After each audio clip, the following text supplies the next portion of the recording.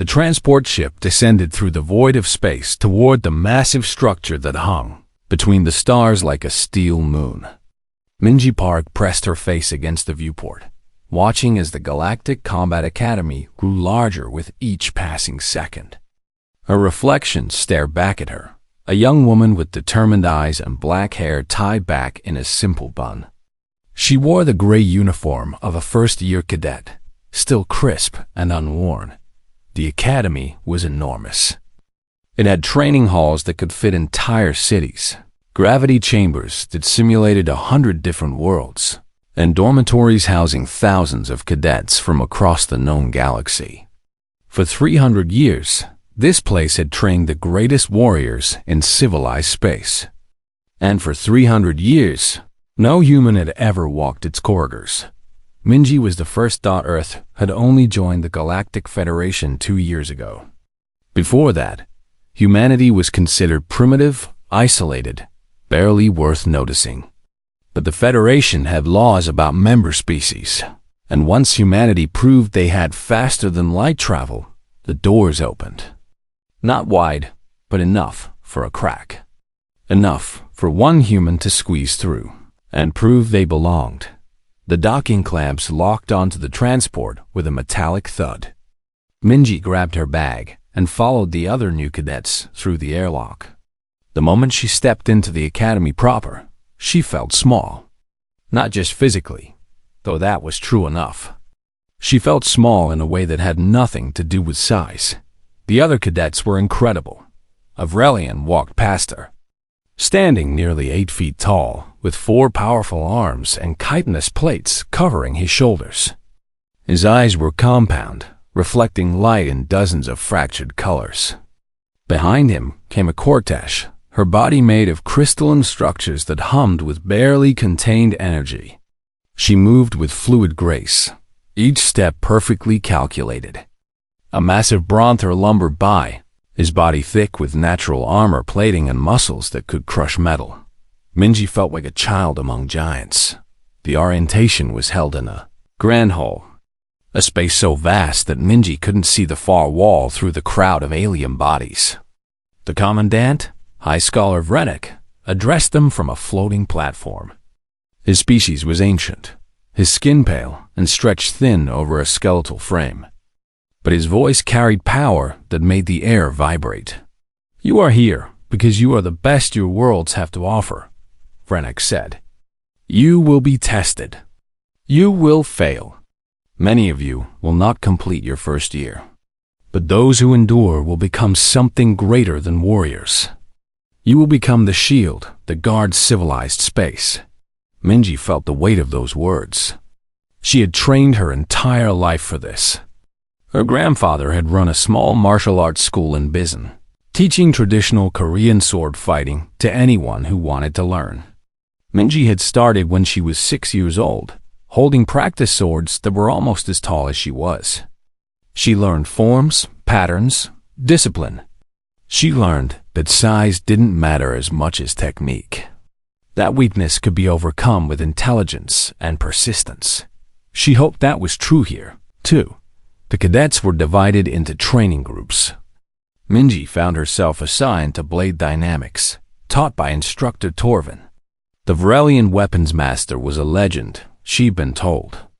He had trained champions for 70 years, and his students went on to command fleets and guard planetary systems. The first class was held in a training hall with polished metal floors and walls lined with weapons from 1,000 worlds. Minji stood in formation with 30 other cadets, all of them taller, stronger, and more naturally suited for combat than she was. She could feel their curious stares. Some looked at her with interest, others with barely concealed amusement. Torvin entered the hall with the confident stride of someone who had never doubted his place in the universe. His forearms moved independently as he walked, each one purposeful. He stopped at the center of the room and surveyed his students with multifaceted eyes that seemed to see everything at once. "Combat is universal," Torvin began, his voice clicking and buzzing through a translator that rendered his words into common language. Every species fights differently, but certain principles remain constant. Today, we discuss the principle of focus. He reached to the weapon rack and pulled down a plasma blade, its edge glowing with contained energy. With two of his arms, he demonstrated a series of strikes, each movement precise and controlled. The blade hummed through the air, leaving trails of light. Every species in this galaxy uses their dominant appendage for combat, Torvin continued. Relians have 4 arms, but we fight with 2. 1 weapon, 1 shield. Or 1 weapon gripped with both hands for maximum power. The Cortesh use psychic focus, channeling energy through a single point. The Bronther strike with overwhelming force from one direction. He set the blade down and picked up 2 smaller practice swords, 1 in each of his lower arms. Some students ask why we do not use multiple weapons. Why not attack from many angles at once? Torvin held the 2 blades awkwardly, moving them in a clumsy, uncoordinated pattern. The answer is simple. It is neurologically impossible for any known species to independently control 2 weapons with combat effectiveness. The brain cannot process dual threat matrices. When you split your focus, you weaken both attacks. This is not culture. This is not preference. This is biological law. He set the practice swords down with a definitive clack. You will each train with the weapon best suited to your species and body structure. You will master one discipline completely before attempting another. Any questions? Minji raised her hand. She was the shortest person in the room, and several cadets turned to look at her with surprise, as if they'd forgotten she was there. Double quotes. Yes, cadet? Torvin checked his datapad. Cadet Park, what if someone tried anyway? Minji asked. To use 2 weapons at once? Torvin's mandibles clicked in what might have been amusement. They would fail, Cadet Park. Some limits are universal. Evolution has tested every possibility across millions of species over billions of years. If dual wielding were effective, some species would have evolved to do it naturally. None have, but humans have dual wielding in our history, Minji said. Multiple martial arts use twin weapons. Filipino kali, Japanese sword techniques, European rapier, and dagger fighting. The hall had gone quiet. Every cadet was watching now. Torvin regarded her with something that might have been pity. History is filled with inefficient methods that were abandoned once better alternatives emerged.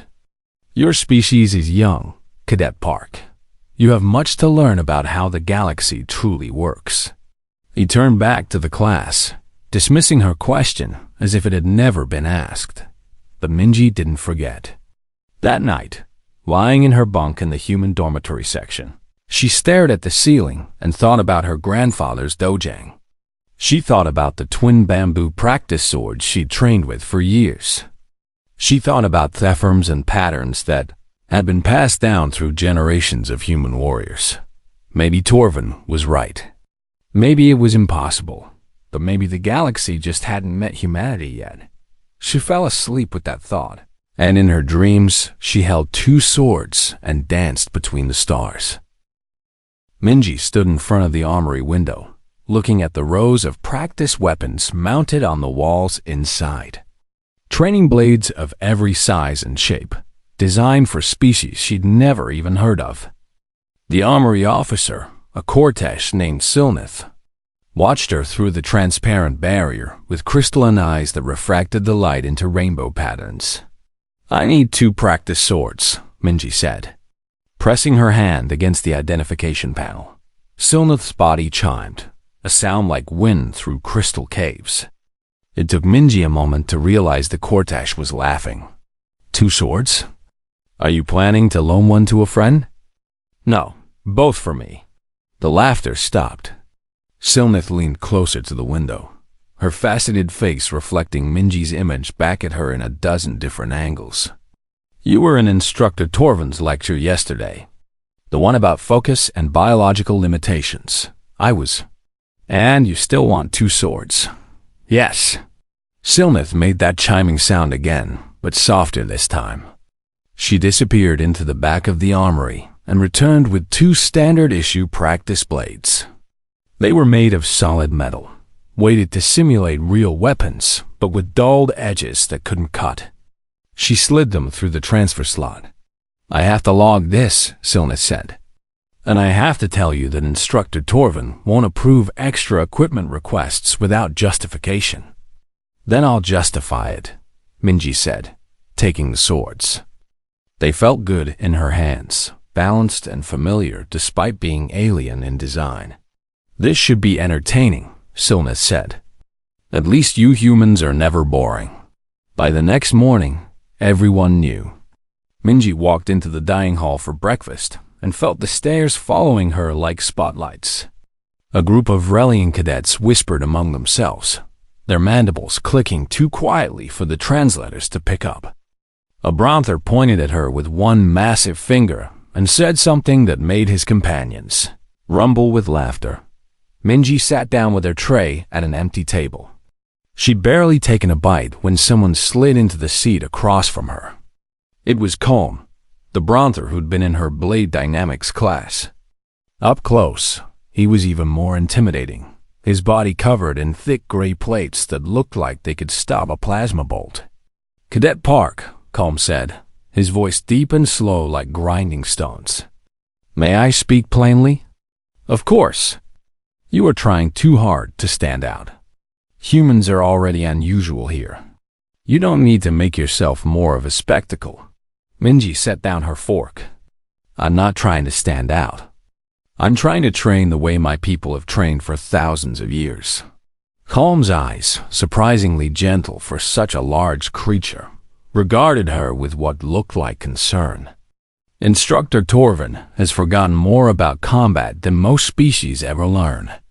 If he says dual wielding is impossible, perhaps you should listen." "Maybe it's impossible for other species," Minji said. "That doesn't mean it's impossible for humans. And what makes humans so special?" Minji didn't have a good answer for that. She finished her breakfast in silence, while Colm watched her with an expression she couldn't quite read. The whispers followed her to class.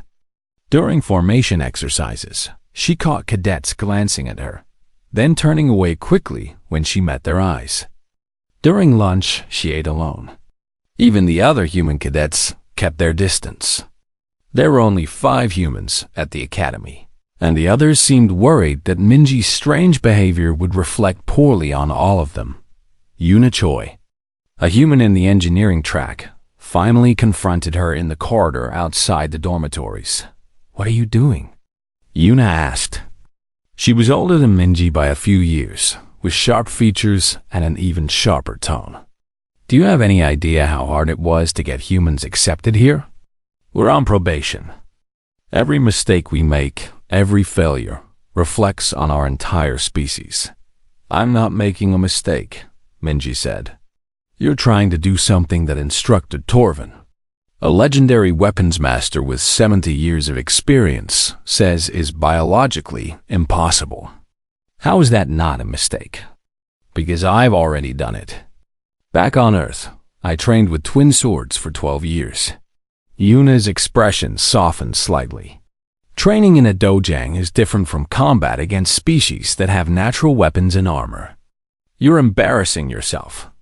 Worse, you're embarrassing all of us." She walked away before Minji could respond. That night, Minji went to the training halls.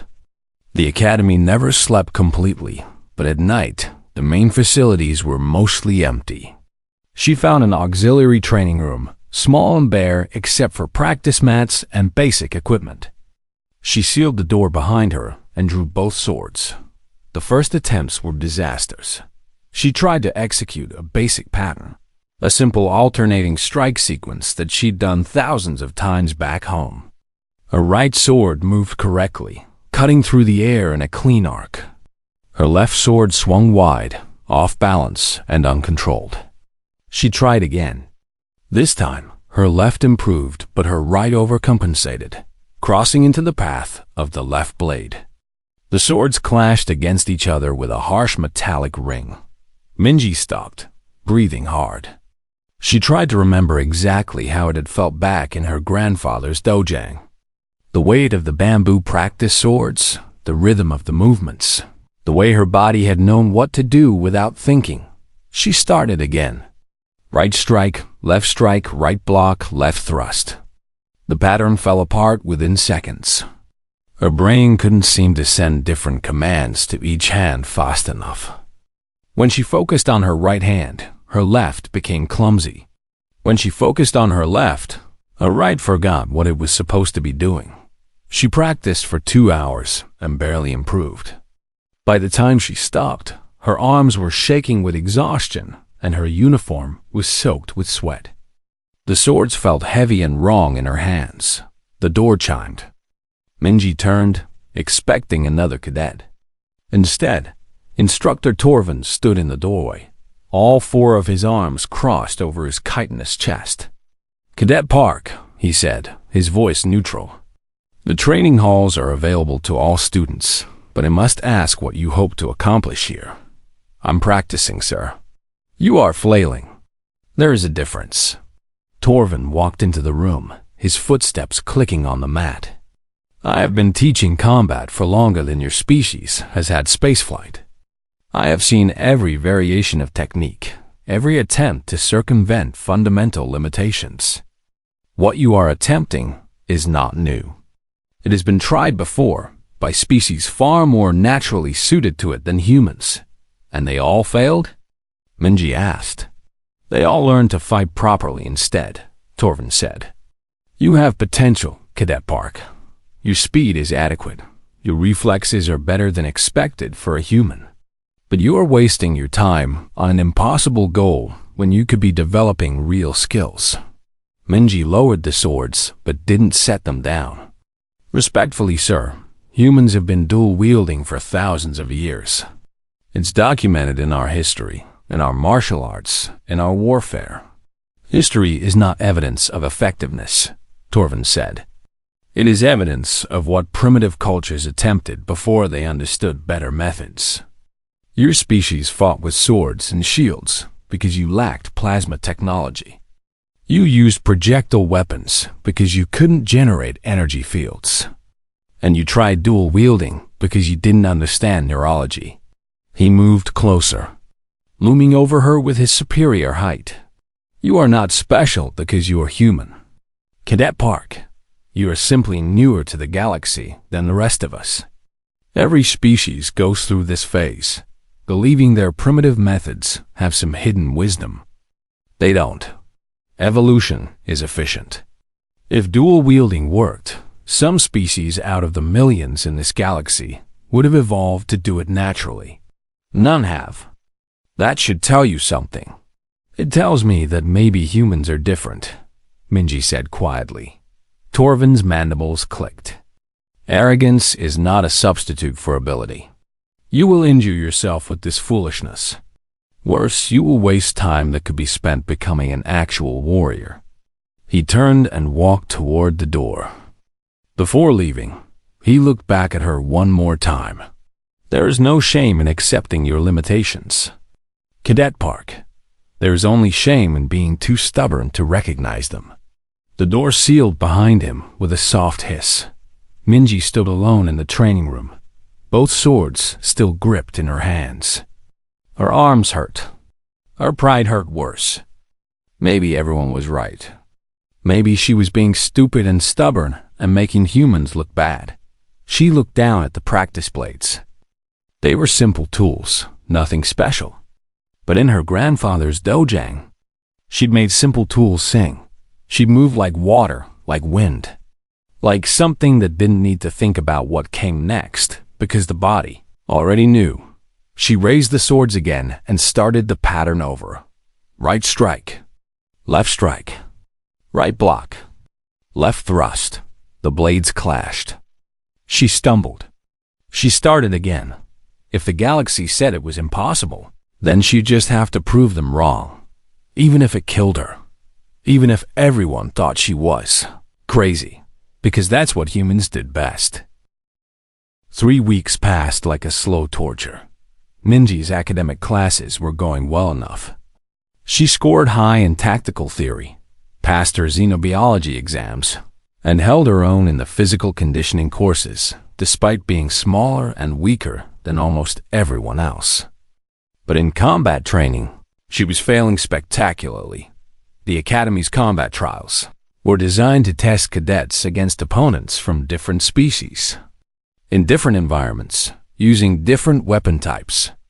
Minji faced Avrelian in her first trial and lasted exactly 40 seconds before his superior reach and four-armed advantage overwhelmed her single blade. In her second trial against a Cortesh, she managed a full minute before the crystalline warrior's psychically enhanced reflexes left her dizzy and disarmed. Her ranking dropped. By the end of the third week, she was in the bottom 10% of her class. One more failed trial, and she'd be placed on academic probation. 2 failures after that, and she'd be expelled. Every night, she still practiced with both swords. And every night, she failed. The movements that had been second nature back on Earth felt impossible here. Her brain couldn't coordinate the independent actions. When she tried to make her right hand block while her left hand thrust, both hands froze, caught between 2 different commands. When she tried to flow between attacks, her swords tangled with each other. She dropped them, picked them up, tried again. Her hands developed blisters that turned to calluses. Her shoulders ached constantly, but she didn't stop. Calm found her one night in the training room, sitting on the floor with both swords laying across her lap. The big Bronther settled down beside her with a sound like rocks settling. "You are still trying," he observed. "I'm still failing," Minji said. "There is honor in persistence. There's also stupidity in it. I'm not sure which one I'm demonstrating." Calm made a rumbling sound that might have been laughter. "Among my people, we have a saying. The mountain does not move, but water finds a way through. Perhaps you are trying to move the mountain instead of flowing like water. I don't understand. You are fighting against yourself, trying to force your body to do something it believes is impossible. Maybe the solution is not to fight harder, but to think differently about what you are doing." He stood up, his massive form blocking out the overhead lights. "Or maybe I'm just a simple Bronther who doesn't understand human stubbornness. Either way, good luck, Cadet Park. I hope you find your way through the mountain." He left her alone with that thought. Minji sat in the quiet training room, turning Calm's words over in her mind. Fighting against herself. Trying to force something that her body believed was impossible. Maybe that was the problem.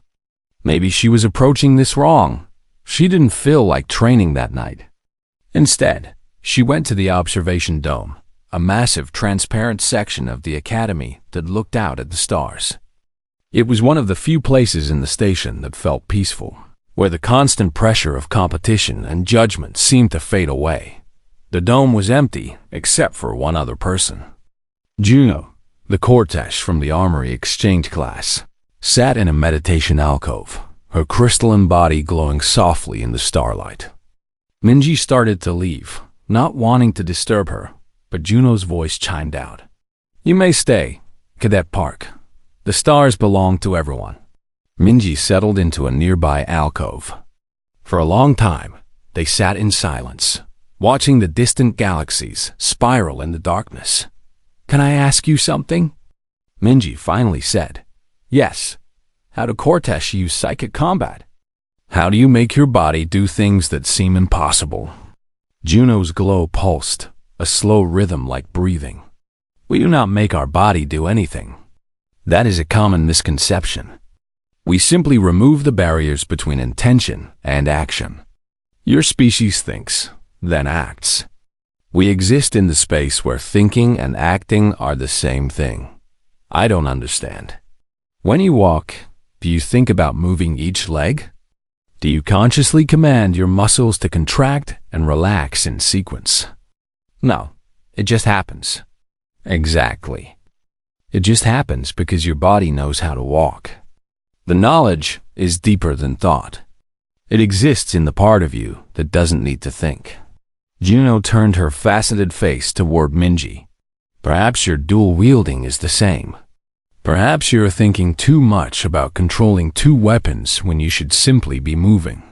Minji felt something shift in her understanding, like a door opening in her mind. She'd been trying to consciously control each sword independently, to think about what her left hand was doing while also thinking about what her right hand was doing.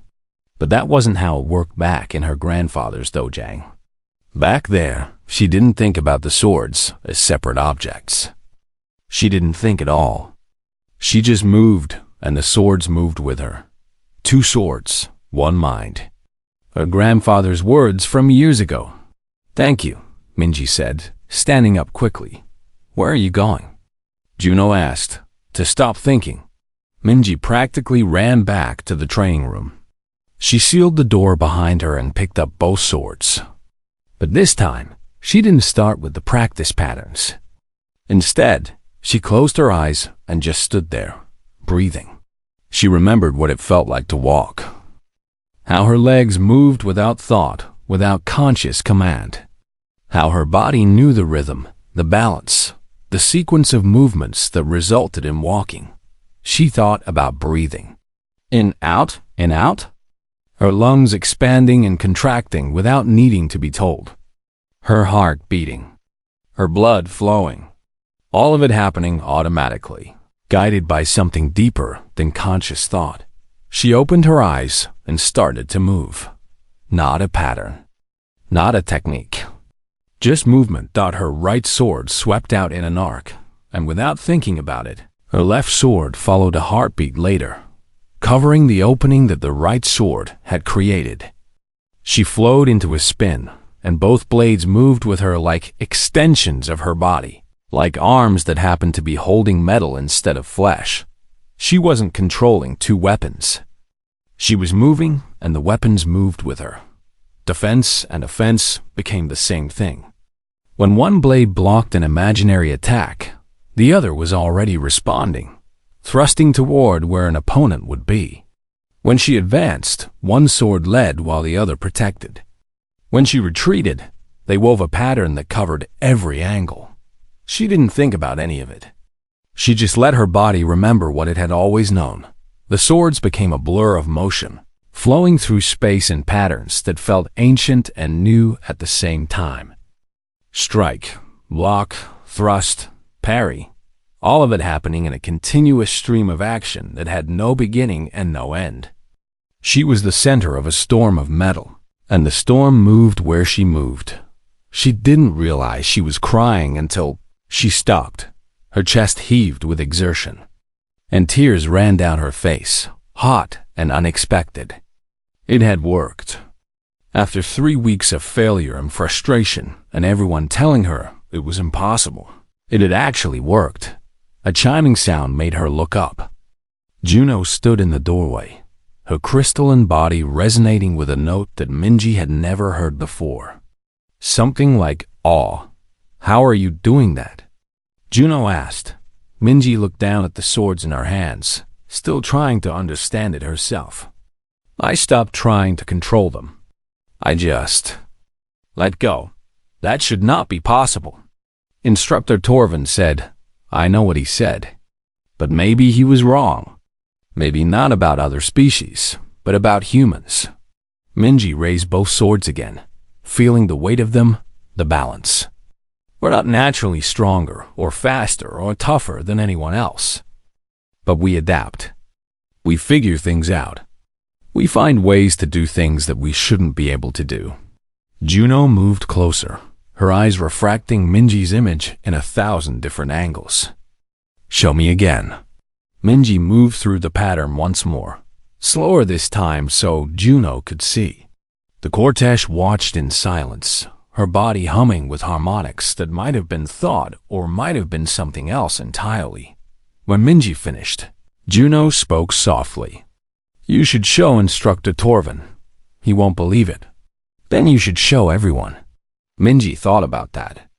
She thought about the combat trials she'd been failing, the rankings that had her near expulsion, the weight of being the first human at the academy. She thought about all the species in the galaxy who had been fighting for millions of years with one weapon, one focus, one way, and she thought about what it would mean to prove them all wrong. "Yeah," she said finally. "Maybe I should." Instructor Torvin didn't believe it at first. Juno had gone straight to him the next morning, her crystalline form practically vibrating with excitement as she described what she'd witnessed. Torvin had listened with the patient expression of a teacher who'd heard every wild claim imaginable over 70 years of instruction. But Juno was not known for exaggeration, and her insistence finally convinced him to come to the training room. Minji was already there, practicing with both swords. She'd barely slept, afraid that if she stopped moving, she'd lose whatever understanding she'd found. When Torvin entered, she paused mid-pattern, both blades held ready. "Cadet Park," Torvin said, his forearms crossed. "Cadet Juno has made some extraordinary claims about your training. I confess I am skeptical, but I am also fair. Please demonstrate." Minji took a breath and began. She moved through the patterns she'd practiced for years back on Earth, but now they flowed the way they were meant to. Her swords wove through the air in complementary arcs, one blade defending while the other attacked, both working in harmony like two halves of a single weapon. She executed a spinning strike where both swords cut from different angles simultaneously, then transitioned into a defensive pattern where the blades formed an impenetrable wall of metal. When she stopped, breathing hard, Torvin was silent for a long moment. His mandibles clicked softly, a sound Minji had learned meant he was thinking.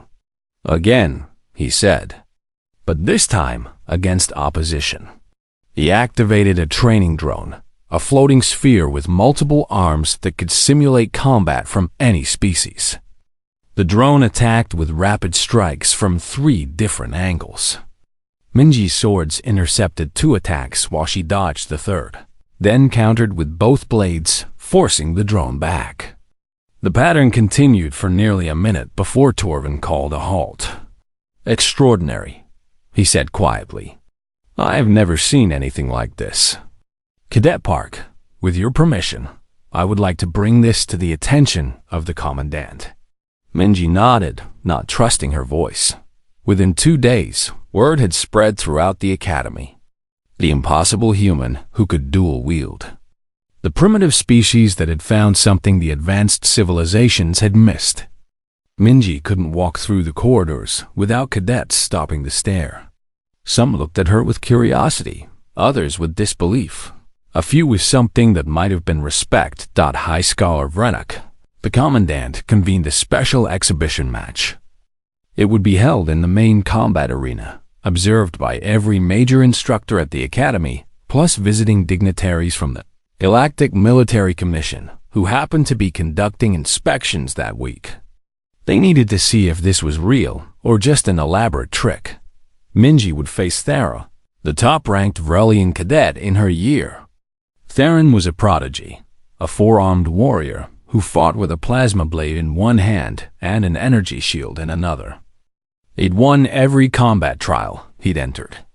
He was fast, strong, experienced, and he'd been training with Instructor Torvin since he was young enough to hold a weapon.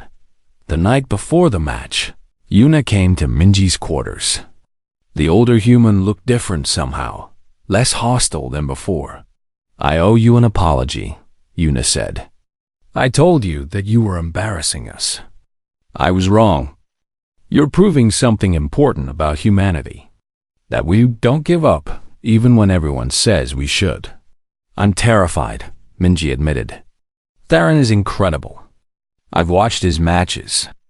I don't know if I can beat him." "You don't have to beat him," Yuna said. "You just have to show them what we are. That's more important than winning." She pulled Minji into a tight hug. "Show them what we are." The morning of the exhibition arrived too quickly. Minji stood in the preparation chamber beneath the arena, listening to the roar of the crowd above. Thousands of cadets and instructors packed the stadium seats. The entire academy had turned out to watch. Calm appeared in the doorway, his massive form barely fitting through the frame. "Cadet Park, I wanted to wish you luck." "Thank you, Cole. Your advice helped me find the answer." The mountain and the water. The Bronter's eyes crinkled in what might have been a smile. "Perhaps you are the water that will change how the mountain looks. Go show them something they have never seen." The arena entrance opened with a grinding of metal. Minji walked out into a space larger than any building she'd seen on Earth. The floor was made of some adaptive material that could simulate different terrains.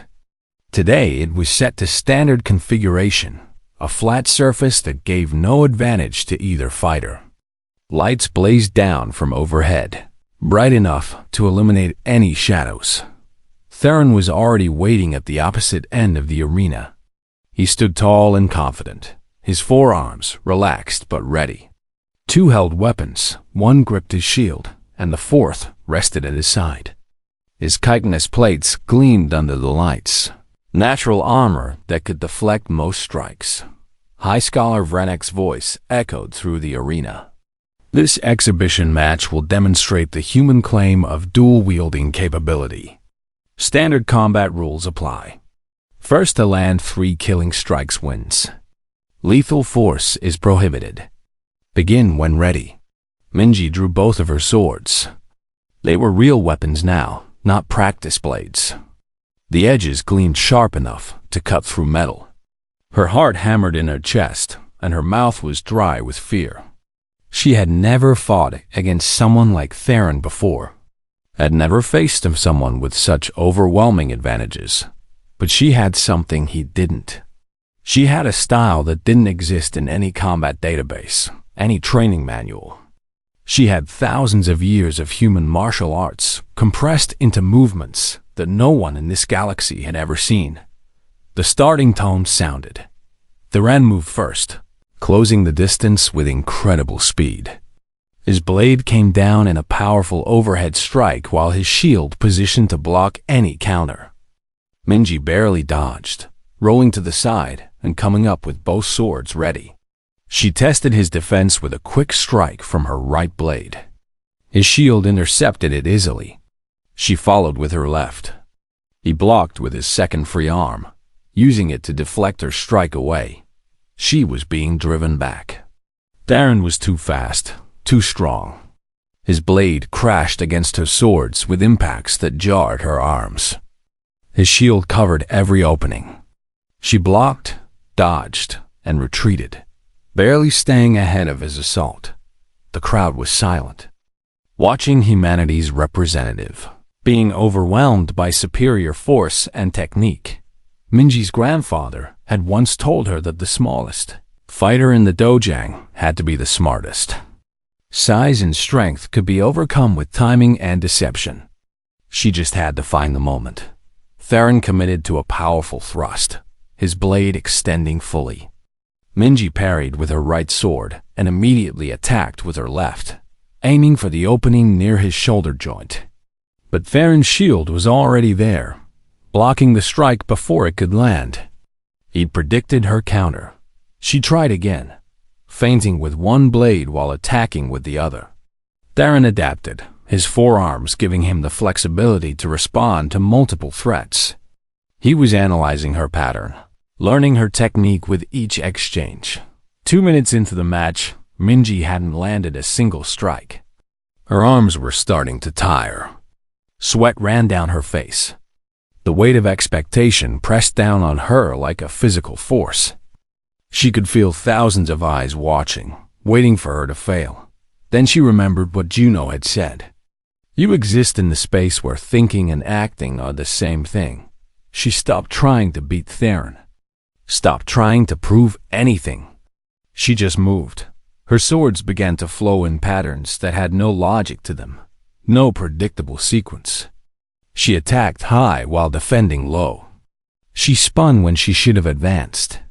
She dropped into a crouch and struck upward with both blades in angles that shouldn't have worked together. She wasn't following any tactical doctrine that Theron would recognize, because human dual-wielding wasn't logical. It was instinctive, creative, chaotic. It was water finding a way through the mountain. Theron blocked her right blade with his shield and moved to counter, but her left sword was already coming from an impossible angle, forcing him to twist away. He struck with his blade, a perfect thrust that should have ended the match. But Minji's swords crossed in an X pattern that trapped his weapon between them. She twisted, and his blade was pulled offline. For the first time, his defense opened. Minji's right sword touched his chest plate. Not a killing strike, but a clear hit. The arena's sensors registered it with a bright flash of light. The crowd erupted. The sound was deafening. Theron stepped back, his compound eyes reflecting surprise. He adjusted his stance, taking her seriously now. The match continued. He was faster now, more aggressive. But Minji had found her rhythm. She met his attacks with patterns that shifted and changed, never the same twice.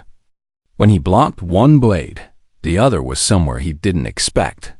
When he tried to predict her movement, she did something that made no tactical sense, but somehow worked anyway. Her second strike came from a spinning maneuver, where both swords rotated around her body in opposite directions. Theron's shield blocked the obvious attack, but the second blade came from behind her back, tapping his side before he could react. 2 hits. The arena was roaring now. Cadets were on their feet, cheering and shouting. Even the instructors were leaning forward in their seats. Theron fought with everything he had. His blade became a blur of motion, and his shield covered every traditional angle of attack. He was magnificent, a perfect example of everything the Academy taught about. The weeks following the exhibition match changed everything. But not in the way Minji expected. She didn't become famous overnight. There were no parades, no medals, no grand ceremonies celebrating her achievement. Instead, something quieter happened, something that reached deeper into the fabric of the Academy and the galaxy beyond it. The combat curriculum changed. Within a month, the Academy added dual-wielding as an optional discipline for human cadets. It wasn't mandatory, and it wasn't recommended for species whose neurology truly couldn't support independent weapon control. But for humans, the option was there. A recognition that maybe, just maybe, humanity brought something to the galaxy that hadn't existed before. Other changes followed, ripples spreading out from that single moment in the arena. A Cortesh cadet in the engineering program developed a new method for asymmetric tool manipulation, using psychic focus to control multiple instruments simultaneously in ways that had been declared impossible. She credited Minji's match as her inspiration, a human in the tactical theory track proposed unconventional fleet formations that violated established military doctrine but accounted for humanity's tendency toward creative problem-solving. The formations were tested in simulations and proved surprisingly effective against traditional strategies. Instructor. Torvin began teaching a new section in his Blade Dynamics class called Species-Specific Advantages, where cadets were encouraged to explore their unique biological and cultural capabilities rather than trying to fit into established patterns. But the biggest change was in how the galaxy looked at humanity. Before, humans had been the newcomers, the primitive species that had barely figured out faster-than-light travel. They were weak, small, unremarkable, except for their novelty. After Minji's match, that perception shifted. Humans became the species that found solutions in impossible places. The ones who asked why not when everyone else accepted, because that's how it is. Minji graduated at the top of her class in unconventional warfare. Her final thesis on adaptive combat techniques was distributed throughout the Galactic Military Commission and became required reading for officers dealing with asymmetric threats. She received 17 job offers from various military branches, private security firms, and exploratory services. She chose the Galactic Rangers. The Rangers were an elite force that handled missions other units wouldn't touch. They went into unknown territories, faced threats that didn't fit standard protocols, and operated in situations where the rulebook didn't apply. It was perfect for someone who'd spent her life breaking rules that other people treated as absolute. Her call sign was Ambidex. She wore it proudly. 5 years later, Minji stood in a training facility on the outer edge of Federation space, watching a new group of cadets go through their first day of instruction. She was 27 now, lean and scarred from missions that had taken her to places most people couldn't imagine. 2 swords still hung at her sides, worn and familiar.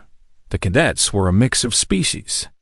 Vrelian's Cortesh Bronther, a few others she didn't immediately recognize, and 3 humans standing together in the back row, looking nervous and excited.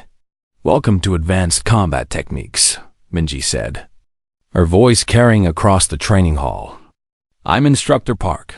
Some of you may have heard of me. Most of you probably think you know what this class is about. You're wrong." She walked along the line of cadets, meeting each of their eyes in turn. "This class isn't about dual wielding. It's not about learning some special human trick. It's about understanding that every limitation you've been taught to accept is worth questioning. Every time someone tells you that something is impossible, they're really saying that they haven't figured out how to do it yet." She stopped in front of a young Vrelian, barely old enough for academy admission. "What's your name, cadet?" "Varix, ma'am." "Varix, can you tell me what you've been taught about using all 4 of your arms in combat?" The Vrelian hesitated. "That it's inefficient, ma'am. That splitting focus between 4 weapons reduces effectiveness. The 2 arms working together are stronger than 4 working separately. And do you believe that?" "Yes, ma'am. It's biological law." Minji smiled.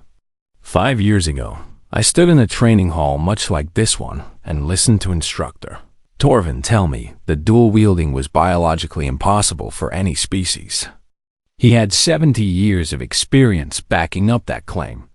He'd seen every variation of combat across millions of species, and he was absolutely certain that what I wanted to do couldn't be done. She drew both of her swords in a single fluid motion.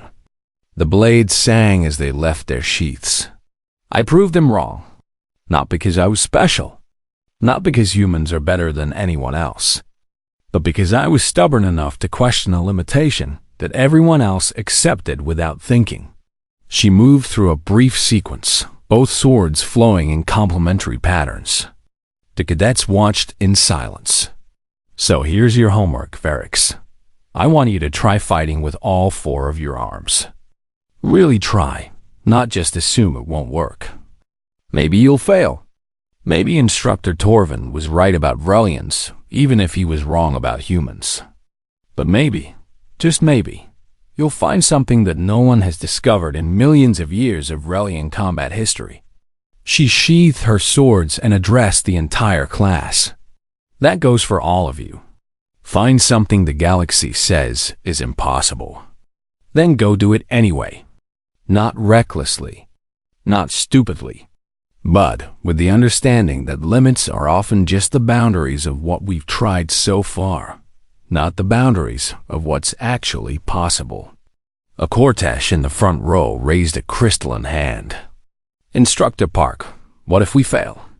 What if we waste time trying to do something that really is impossible? Then you'll learn something about your actual limits," Minji said. "And that knowledge is valuable too. But I'll tell you a secret. In my experience, we fail a lot more often because we don't try than because we try and fail. The galaxy is full of people who never attempted the impossible because someone told them not to bother." She walked back to the front of the room. Humans joined the Galactic Federation with almost nothing to offer. We weren't the strongest. We weren't the fastest. We didn't have natural weapons or armor or psychic powers. We had thumbs and stubbornness and a history of doing things that should have killed us off as a species, but somehow didn't. One of the human cadets, a young woman who reminded Minji of herself 5 years ago, spoke up. What does that mean for us, ma'am? What's humanity's role in the galaxy? Minji thought about that question. She thought about her years with the Rangers, the missions where human creativity had solved problems that conventional military thinking couldn't crack. She thought about the other humans she'd met across the galaxy, finding niches and opportunities that no one else had seen. Our role, she said finally, is to be the species that asks, why not? When everyone else says because, we're the ones who look at ancient rules and wonder if they still apply. We're the ones who try things just to see what happens. She smiled at the human cadets. We walked out of caves with nothing but sharp rocks and clever hands. We didn't have claws, so we made knives. We didn't have wings, so we built ships. We didn't have the strength of a Bronter or the speed of a Vrelian or the psychic gifts of a Cortesh. So we learned to think sideways, to find solutions in unexpected places, to be too stubborn to accept our limitations. She paused, letting that sink in. The instructor said no species can dual wield. I picked up 2 swords and asked the only question that mattered. Define can't. The class was silent for a moment. Then Varix, the young Vrelian, stood up. Ma'am, with your permission, I'd like to check out 4 practice weapons from the armory. Minji grinned. Permission granted. Anyone else? Hands went up around the room. Cadets from different species, all of them suddenly curious about the limitations they'd been taught to accept. Good, Minji said. Now let me be clear. Most of you will probably fail at whatever impossible thing you try. The difference between reckless and revolutionary is that revolutionaries fail smart. They learn from each failure. They adjust. They persist. And sometimes, just sometimes, they break through to something no one has seen before. She dismissed the class and watched them file out, already talking excitedly about their projects. The 3 human cadets lingered behind. The young woman who'd asked about humanity's role approached Minji hesitantly. Instructor Park? I'm Hannah. I just wanted to say thank you for making it easier for the rest of us. Minji shook her head. I didn't make it easier. I just showed the galaxy that humans don't give up. You still have to prove yourselves, just like I did. Just like every human who comes after, you will have to. But now they know we can, Hannah said. That's worth something. Yeah, Minji agreed. That's worth something. That night, Minji stood in the observation dome of the training facility, looking out at the stars the same way she had 5 years ago at the academy. The galaxy looked different now. Not because it had changed, but because she understood it better. The galaxy was vast and ancient, and filled with species that had been exploring the stars for millions of years before humans figured out fire. It would be easy to feel insignificant in the face of that enormity. To accept that humanity would always be the junior species, the newcomers,